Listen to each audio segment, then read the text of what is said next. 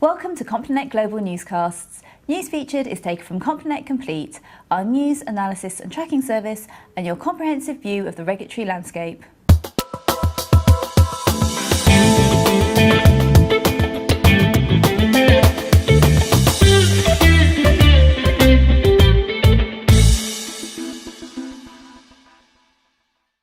In the US this week, progress toward financial reform resumed as a three-day impasse was broken, allowing full debate on the Senate's draft version of the bill to begin.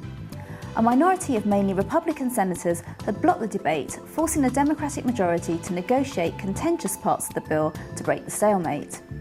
The impasse was broken when the Democrats withdrew their proposal for a $50 billion fund to support the resolution of failing banks, a measure the Republicans had labelled as legitimising future bailouts. Other contentious areas remain to be settled, and once the Senate approves a bill, it will have to be reconciled with a similar bill already approved by the House of Representatives before having final approval from President Obama. In Canada, a senior official at the Office of the Superintendent of Financial Institutions has warned firms that they needed to do more work to identify money laundering and terrorist financing risks. Ted Price, the OFSI Assistant Superintendent, said the agency was not satisfied with measures that institutions had put in place to manage their money laundering risks. Company boards could manage money laundering risks more effectively by taking an active role in overseeing their institution's AML program, including more targeted testing of the firm's procedures by their internal audit departments.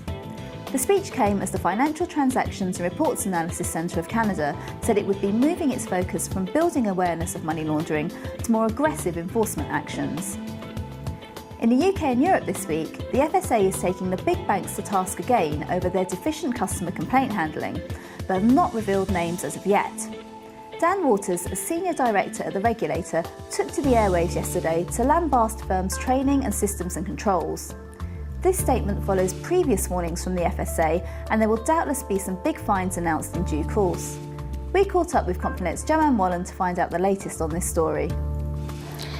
The FSA has been investigating some of the major banking groups to see how they handle customer complaints and found 5 of them severely in contravention of FSA rules. 2 of those groups have now been referred to enforcement for not treating customers fairly in this area, and those enforcements are likely to lead to fines and customer redress. It's widely believed that those 2 groups are Lloyds Group and RBS. The FSA enjoyed a significant market abuse victory against Winterflood Securities after the latter lost its battle at the Court of Appeal. Lawyers said the win confirmed the flexible nature of the market abuse regime. The firm will now pay a £4 million fine and 2 of its traders £200,000 and £50,000 respectively. And finally, Commerzbank became the 5th firm to fall foul of the ending of the FSA's post-MiFID grace period for transaction reporting shortcomings. The FSA fined the German bank's MiFID passported London branch £595,000 for failing to provide it with accurate transaction reports.